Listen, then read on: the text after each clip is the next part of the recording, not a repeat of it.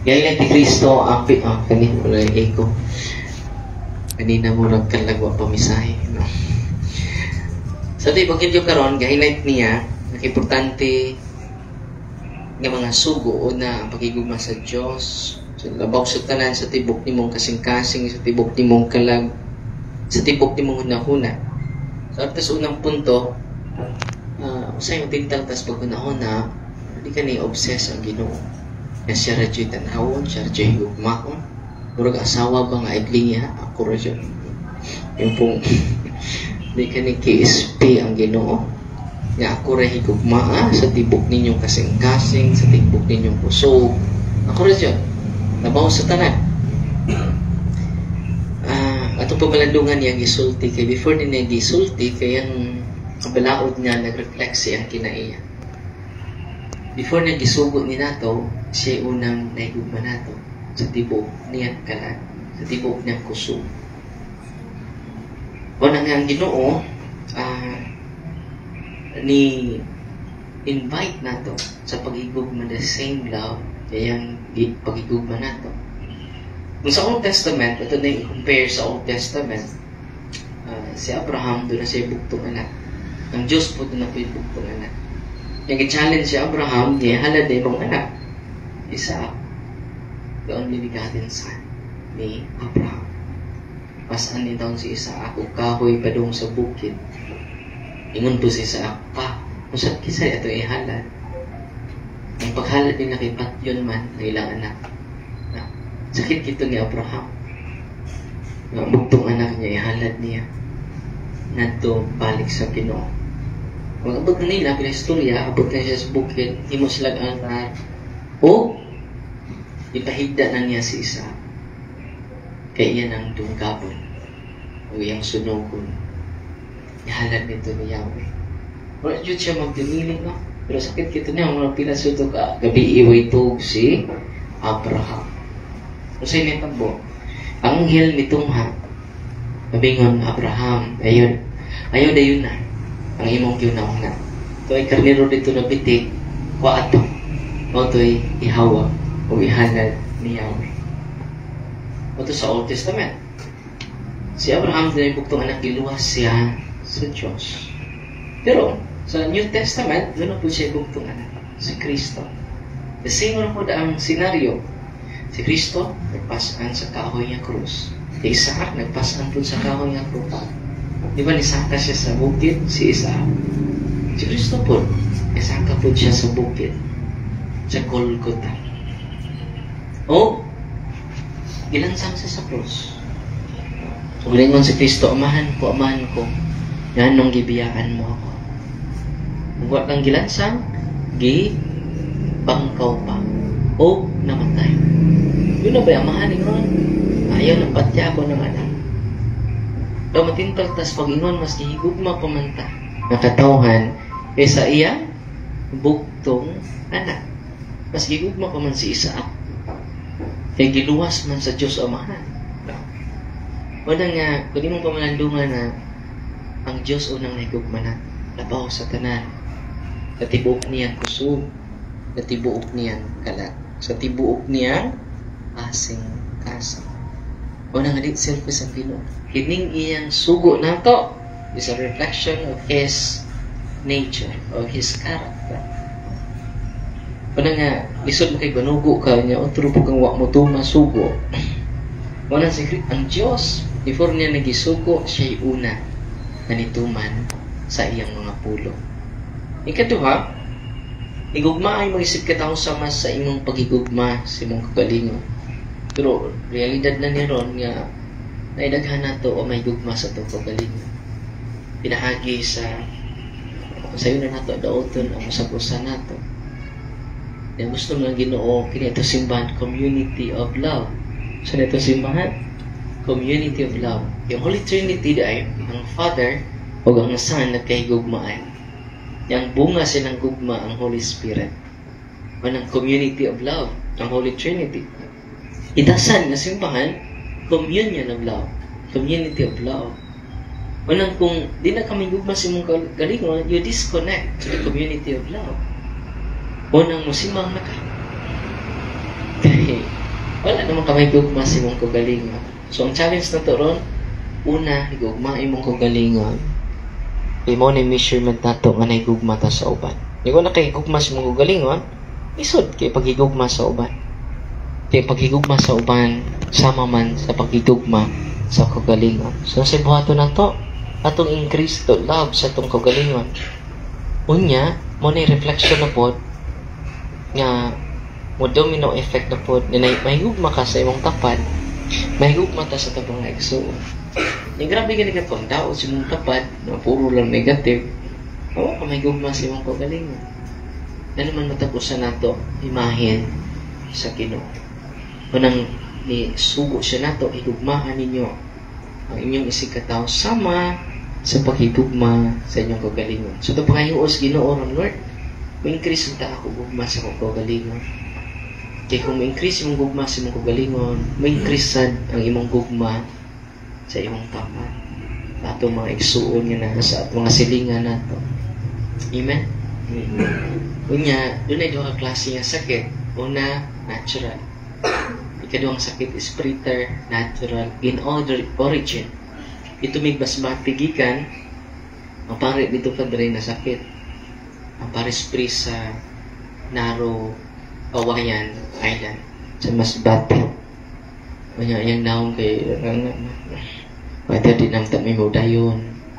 Pag welcome ni mo diri, pero yan na namin yung schedule, paabot man ang mga tao kay lain kay kong likod. Iba mo pinagasto niya, 200,000 dito sa Gigag, Manila. Di masabot iya likod. Sakit kayo. Yung ilang gagwanta kay dito mako. Kanya, kita siya siyang naong bugat kay yung pamati. Yung kong, Father, go to confession. Sacrament of healing and confession. Sige, Father. Yan din, gideliverance na ko. Completely healed siya. Sa mga Father, nawa yung sakit ba? Saan mo ito magic? Ito na yung sakit nga preternatural in origin. Doon na po yung sakit nga natural. Natural, we need doctors. We need medical treatment. So, kung libo ng doktor, it is beyond natural. It is called preternatural in origin. Yan dito na po may sa kining Placer, Masbate. Ang paris-paris po, sakit ang likod. Kunya, was ka sakit yung likod, ang iyang mga kauban dito, mga bata, di pang ubo for 6 months. Kaya kang antibiotic, di pang inos, mga bata. Pero wag po, napil na ko ng dugo. Kaya ako man siya gitudluan, i-deliverance ni mong kuhaan po der, kumpinto. Ako siyang prayer book. Nang i-deliverance, kuntag ko nagto ito sa iya, parokya. Pagkahapon yung i-deliverance, yung kwarto, yung kumpinto. O ang duha niya kauban-kauban ito mga bata, completely healed. No? Na-amaze siya. Wow, completely healed. Ya siya po, nawa ng sakit sa iyong likod. Wala niapa siya sa upat pang kaparokya. Niapa siya sa tulong parokya na akong yadtuan. Nalipay siya nga ni-share. So, ang sacramentals of the church and sacrament of the church, mo di tambal sa preternatural in origin nga sakit.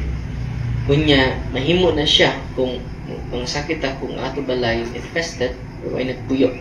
Nabutangan yun sa Benedictine Needles, Benedictine Cross, ang ato mga kwarto, guest room, gaway nagpuyo. Ipabless sa pari itong ritual yun sa simbahan. Kaya mahimo man siyang holy and exercise water, holy and exercise salt, holy and exercise oil. Uli siya tambal sa mga oppression, itawag na siya o preternatural in origin. Dito ko sa mga monasteryos, mga madre, dahil duha dito nga ni testimony, taga dito, pero nagpa-bless sila mga sacramentals. So, Father, dahil guys siyo nga dugay na, ipakaon nag-holy and exercise salt. Shock sila kayo, nakagawas dahil sa ICU, nakagawas sa hospital do, no? Grabe. Kaya posible man ang mga sakit na to, oppression.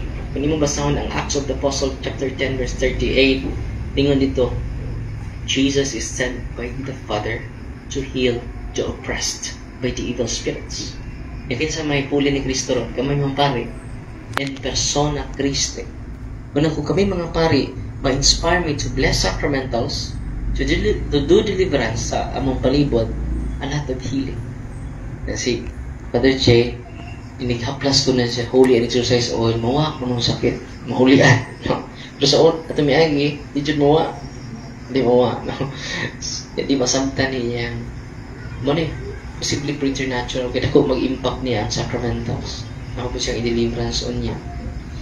Kaya ang oppression, i-atake imong emotion, imong mind, mo create siya obsession. Ang obsession negative, di ka kasabot.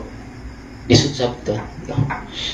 Wala nga, tabang kayo, manang ingas Kristo, ayuhan nyo masakit ito. Kaming pari, anak, disug ko. Pero mga pari dito, nga kung nagian, sa mga Father tayo, salamat kayo. Kaya we will do the blessing of sacramentals, and we will do deliverance for the protection of the people of God. No? Kanya, ang pari po dito ni Bugo, kung to, Bugo, Cebu, niya upat sa Masbate, niya tapusan is Dumaguete, tulog ka probinsya mong Ginoo. Ika kaming Dumaguete. Kanya, Papukolis parokya, no? Naubutar ang bukugma. Kay eleksyon ng lugma. So, ang taga-Bugusan nga parisupisan na ilon dito ko sa iyahan. Na ako mag-classmate. Padadagan ba yung maayo kung imon ning buhaton ang mga buhaton ning deliverance. Bisag di ka exorcist, pwede ka ka-deliverance because you're a priest. Kamu sa mga tatay, pwede mo ka-deliverance niyang pala, ma-amaze mo. Daghan kaya sakit mo maayo. Pero di tanan sakit maayo. Di doon na may natural, in origin na sakit. Di ba? Di po ito mga fanatic. Ato, faith is authentic, not fanatic. So, sa nitabo itong taga-Bugo nga pare, iniduol niya. Bugat yung lawas. Di masabot ang, di gapon masabot iyang, di bati. Completely healed. Diyan na ako, Father. Predicts. Classmate man ako. Predicts. Kuya, wow. Yung kung naghanta mo tabangan na all these are healers. Because of the sacramentals of the church, the sacramentals are instituted by the church. Secondly, the sacraments instituted by Jesus Christ. Now, una nga kung ang mga pari may power, ma-amaze sila sa gahong and kitugyan ni Kristo sa amua. Now, una nga blessing in disguise siguro ni Father J. Bless na po siya mga sacramentals. Dagan kayo maayo.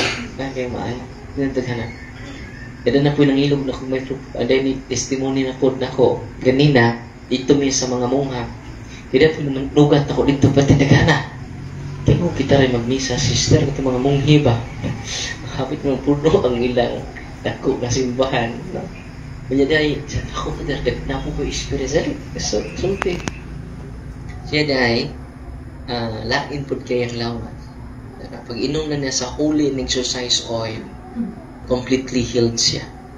Una ni Anto siya nagpa-bless, ni sugat.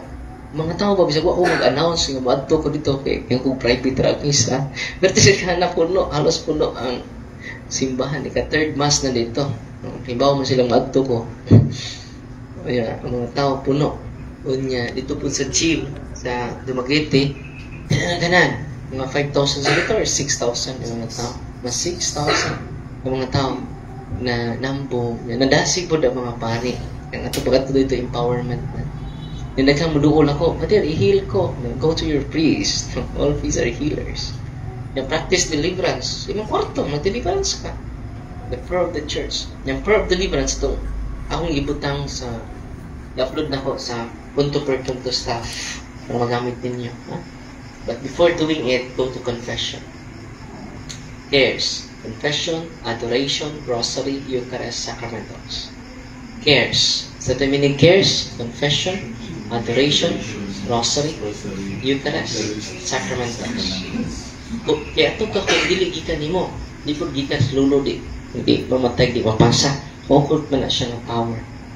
Ang atong gahong gikan ni Kristo through sacraments. So iyang i-channel ang iyang power, iyang graces through the sacraments. And all priests are healers because of the sacrament. Unang doon manuol ako dito, di ko mag-public, yan ang healing public. You should go to your priest, receive the sacrament. Yeah, a lot of healing. Magli sila ha, magdeliver sila silang balay. A lot of healing. Di ka madudlan o gayuma, love potion. Tinood na. Daghang nag-surrender na ko dito nga doon na sila San David. Pwede maibog sila, so sa kababay, ilang orasyonan, kapangita na nila maghila. Di makakita nila. So daghang gi-destroy ron yung family circle because of gayuma. Yung daghang ko nag-surrender dito. Kaya naswito ko tungkol sa mga nag-surrender dito ng mga gayo. Daghang San David. No? Kayo. Nasa surrender na to. Sample, naibog siya sa kababay. Iyang tuyukon lang ang itong kapayas. Iyang tuyukon ang kapayas. Unya, magkuha siya o kanang dagong. Tapos loko niya na yung orasyon. Unya, kakita na sa babae, ma-in love ang babae tama. Cinta ka babae na nakuha. Grabe no? Nanaan na ninyo. Tinuod mo na ito ko, di surrender sa ito. So how to protect ourselves? We need to practice deliverance. Going to sacrament. Manandaghan ka ng mga family nga nabungkag tumudan. Daghan kayo, dili na kay usa ang surrender na to. Pwede. Manang paluman na to pagkakatoliko, ma-amaze ka. And your family circle will be protected. Yung mga anak imong deliverance from time to time. Mausap na, kinaya mausap na ang taras. Deliverance mo. Dili ni mo i-curse. Dili mo kasama. Aling grabe ang kasama. But bless them using the holy and exorcised oil. No? And then the prayer of deliverance. Muna makautro na ito. Hinahinay. No? Yung naka-powerful ang deliverance. Kunya, di na po siya ganahan sa babae, pero di mo sunod niya, iba mo sa ibahato niya. Mutuyok siya balik. No? Kuwaon niya ang katong maghilak man ang babae, di kakita niya. Nagpangita ang babae. No? Grabe no? Demonic man na siya. Demonic.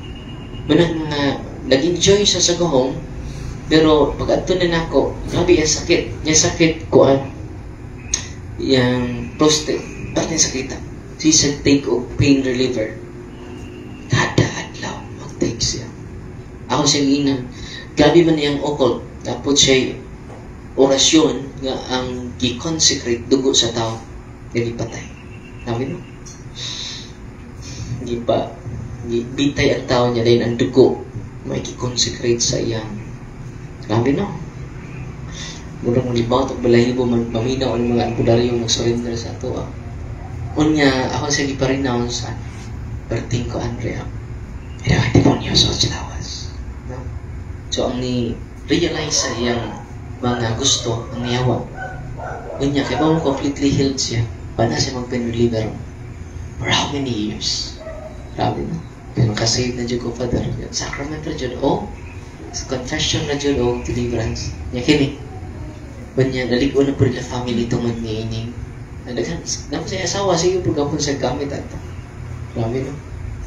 Panang, way kalinaw, iya kinabuhi. Pero karon grabe na iya, kausaban. Because of the deliverance. So, kamo saan? Natatay, pwede mo mag-deliverance. Dali mo sakit. Yung itong mga sacramentals, oil, water, salt, pwede po sa padre maka-bless. No? Yung pari man siya. So, muna nga i-power na to mga tao, hindi mo po kaya kakurosa. No? Kung sa muntag di katubo. No? Okay.